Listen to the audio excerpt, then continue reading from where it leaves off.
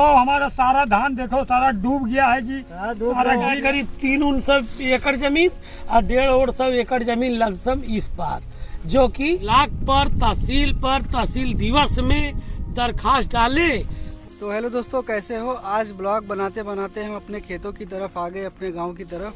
तो यहाँ पर हम आए जब तो देखा कि यहाँ तो किसानों के साथ काफ़ी दिक्कतें हो रही हैं। उनके हजारों एकड़ ज़मीन जो है वो पानी में है। अब उसके पीछे क्या कारण है वो हम यहीं के लोगों से जानने की कोशिश करेंगे और आपको दिखाएंगे भी कि यहाँ पर क्या दिक्कतें आ रही हैं। तो इस वीडियो को ज़्यादा से ज़्यादा लोगों तक शेयर करो ताकि ये सरकार तक पहुँचे और इसमें कोई ना कोई कार्य योजना लाके इसको सही करवाया जाए। देखिए, मेरा नाम है राजेश सिंह कुशवाहा, एडवोकेट। मैं यहाँ पर 5 एकड़ का काश्तकार हूँ और हमारे साथ यह लोग भी छोटे काश्तकार हैं। और इस प्रकार यहाँ पर कम से कम नहीं तो यह 200-300 काश्तकार हैं। और यह ग्राम इनामी, ब्लॉक तेजवापुर, तहसील मासी, जनपद बहराइच, उत्तर प्रदेश में यह स्थान पड़ता है। इस स्थान के अगल बगल कोई नदी और कोई बड़ा नाला नहीं है।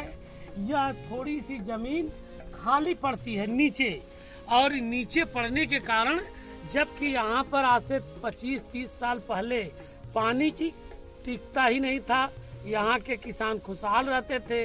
मगर 25-30 साल से इस नाले, देखिए सड़क के इस पार दिखाइए, यह नाला है।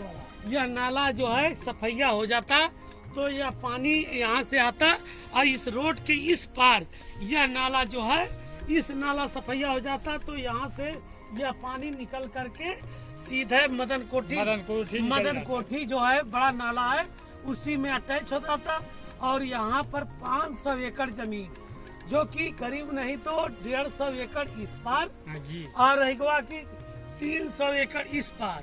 जब किसान के और ज्यादा है, धान बोते हैं तो धान काट नहीं पाते हैं, और गेहूं बोने से पहले यह करीब फरवरी में खाली होता है, किसान गेहूं बो नहीं पाते हैं, पानी नहीं निकलता, और पानी नहीं निकलता। महज पानी 3-4 फुट रहता है, पूरे क्षेत्र में 3-4 फुट पानी रहता है।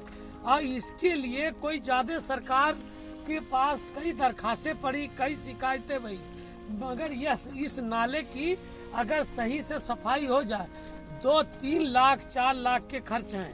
इस नाले की सरकार अगर सफाई करा के और इस नाले को मदन कोठी वाले नाले में एडजस्ट कर देती तो कम से कम 4-500 एकड़ जमीन पर खेती बढ़िया ढंग से होती, और रहेगा सभी यहाँ के लोग किसान खुशहाल हो जाते।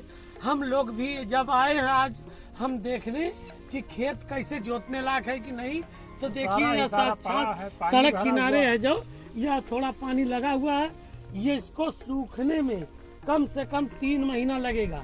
हाँ, इस प्रकार हमारी इसमें 5 एकड़ जमीन पड़ी है, और 5 एकड़ जमीन अगर मैं गेहूँ बो देता तो रहेगा इस पानी से कारण यह खेती यहाँ नहीं हो पा रही है, अंदर इस पार हो पा रही है। यह बीच में पुलिया है, रोड बनी है, रोड के इस पार यह करीब 300 एकड़ जमीन और 150 एकड़ जमीन लमसम इस पार, जो कि पानी से हमेशा जलमग्न रहती है। जब खेत जो है बोआई के समय खाली नहीं हो पाता है पानी, और इस पानी का निकासी थोड़ा सा अगर यह नाला सफैया हो जाता और आगे बढ़ जाता तो यहाँ के किसान खुशहाल हो जाते। ये बातें को सरकार अगर गंभीरता से ले ले तो यहाँ की गरीबी समाप्त हो जाएगी, यहाँ की बेरोजगारी समाप्त हो जाएगी, यहाँ के किसान खुशहाल हो जाएंगे।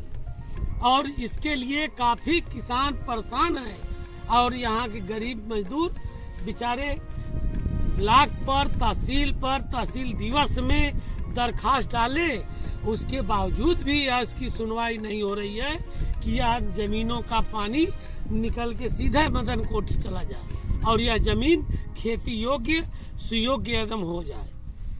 हम लोग गरीब आदमी है जी, मेहनत करके मजदूरी करके लगाते हैं, 8-10 हज़ार रुपया खेती बोआई में जुताई में लगता है जी।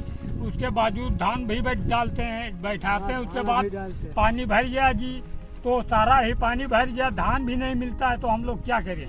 तो इसकी शिकायत आपने तहसील स्तर पे या लेखपाल अपने क्षेत्रीय लेखपाल से की? 2-3 दरखास्तें भी डाले हैं, कोई सुनवाई नहीं हो रहा है। एसडीएम साहब के यहाँ भी आपने दरखास्त डाली? सब कहीं हम लोग दरखास्त डाले डाली हैं। गई है, कई जगह डाली गई है। लेकिन इस संबंध में संबंधित अधिकारी जो हैं उन्होंने कोई कार्यवाही नहीं की। कोई कार्रवाई भी नहीं की। बताओ, हमारा सारा धान देखो, सारा डूब गया है जी, सारा गिर गया है। 6,000 रुपए हमारा लगा था जी। अब 6,000 में हम एक 10 किलो धान नहीं पाते हैं। हम बताओ क्या करें? अब हमारा सारा पैसा भी गया, फिर हम मजदूरी करें तो हम कहाँ से लेकर आए? परिवार खिलाएं कि इसको खेती देखें? कैसे कैसे क्या करूँ?